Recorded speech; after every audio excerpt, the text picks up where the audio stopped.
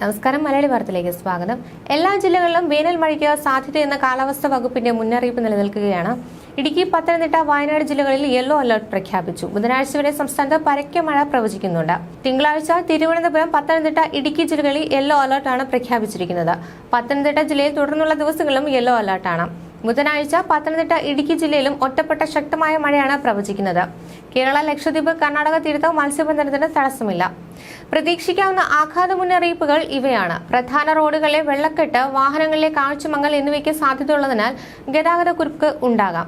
താഴ്ന്ന പ്രദേശങ്ങളിലും നദീതീരങ്ങളിലും വെള്ളക്കെട്ട്, വെള്ളപ്പൊക്കം എന്നിവയ്ക്ക് സാധ്യതയുണ്ട്. മരങ്ങൾ കടപുഴകി വീണാൽ വൈദ്യുതി തടസ്സം, അപകടം എന്നിവയിലേക്ക് നയിച്ചേക്കാം. വീടുകൾക്കും കുടിലുകൾക്കും ഭാഗിക കേടുപാടുകൾക്ക് സാധ്യതയുണ്ട്.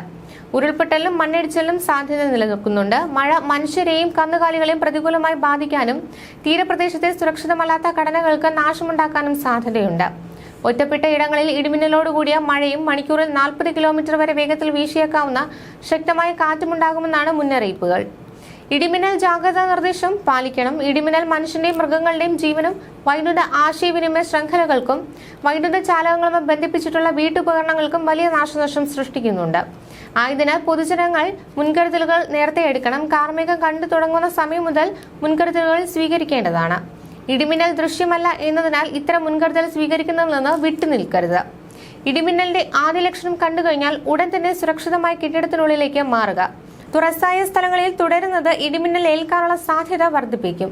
ശക്തമായ കാറ്റിനും ഇടിമിന്നലിനും സാധ്യതയുള്ള ഘട്ടത്തിൽ ജനലും വാതിലും അടച്ചിടുക. വാതിലിനും ജനലിനും അടുത്ത് നിൽക്കാതെ ഇരിക്കുക. കെട്ടിടത്തിനകത്തു തന്നെ ഇരിക്കുകയും പരമാവധി ഭിത്തിയിലോ തറയിലോ സ്പർശിക്കാതിരിക്കാൻ ശ്രമിക്കുകയും ചെയ്യുക. ഗൃഹോപകരണങ്ങളുടെ വൈദ്യുതി ബന്ധം വിച്ഛേദിക്കുക. വൈദ്യുതി ഉപകരണങ്ങളുടെ സാമീപ്യവും ഇടിമിന്നലുള്ള സമയത്ത് ഒഴിവാക്കുക. ഇടിമിന്നലുള്ള സമയത്ത് ടെലിഫോൺ ഉപയോഗിക്കുന്നത് ഒഴിവാക്കണം. മൊബൈൽ ഫോൺ ഉപയോഗിക്കുന്നത് കൊണ്ട് കുഴപ്പമില്ല. കുട്ടികൾ ഉച്ചയ്ക്ക് 2 മണി മുതൽ രാത്രി 10 മണി വരെ അന്തരീക്ഷ മേഘാവൃതമാണെങ്കിൽ തുറസായ സ്ഥലത്തും ടെറസിലും കളിക്കുന്നത് ഒഴിവാക്കുക. ഇടിമിന്നലുള്ള സമയത്ത് വൃക്ഷങ്ങളുടെ ചുവട്ടിൽ നിൽക്കരുത്. വാഹനങ്ങൾ മരച്ചുവട്ടിൽ പാർക്ക് ചെയ്യുകയും അരുത്. ഇടിമിന്നലുള്ള സമയത്ത് വാഹനത്തിനകത്ത് തന്നെ തുടരുക. കൈകാലുകൾ പുറത്തിടാതിരിക്കുക. വാഹനത്തിനകത്ത് നിങ്ങൾ സുരക്ഷിതരായിരിക്കും. സൈക്കിൾ, ബൈക്ക്, ട്രാക്ടർ തുടങ്ങിയ വാഹനങ്ങളിലുള്ള യാത്ര ഇടിമിന്നൽ സമയത്ത് ഒഴിവാക്കുകയും ഇടിമിന്നൽ അവസാനിക്കുന്നതുവരെ സുരക്ഷിതമായ ഒരു കെട്ടിടത്തിൽ അഭയം തേടുകയും വേണം.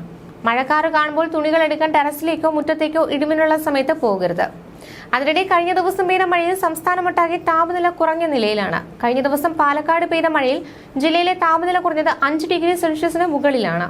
തൃശൂരിൽ 3 ഡിഗ്രി സെൽഷ്യസിന് മുകളിൽ കുറഞ്ഞപ്പോൾ കോട്ടയം 2.5 ഡിഗ്രി സെൽഷ്യസ് കുറഞ്ഞു. അതിശക്തമായ മഴയല്ലെങ്കിലും കിട്ടിയ മഴയിൽ ചൂട് കുറഞ്ഞതായി പാലക്കാട്ടുകാർ പറയുന്നു. വരും ദിവസങ്ങളിലും മഴ ലഭിക്കുകയാണെങ്കിൽ താപനില 40 ഡിഗ്രി സെൽഷ്യസിനും താഴെയായിരിക്കുമെന്നാണ് വിശ്വാസം. ചൂട് കുറഞ്ഞതോടെ സംസ്ഥാനത്തെ വൈദ്യുതി ഉപയോഗവും കാര്യമായി കുറഞ്ഞിട്ടുണ്ട്. ന്യൂസ് ഡെസ്ക്, മലയാളി വാർത്ത.